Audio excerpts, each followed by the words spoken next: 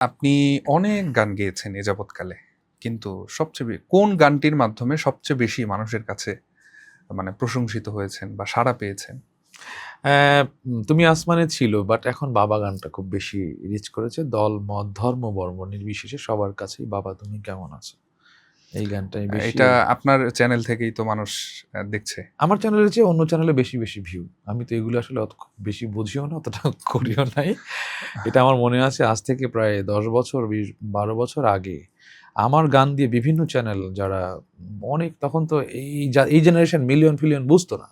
কিন্তু আমি দেখতাম আমার একটা ছবি দিয়ে ছাড়া গানগুলো 3 মিলিয়ন, 4 মিলিয়ন, আজ থেকে ১৫ বছর আগের কথা বলছি।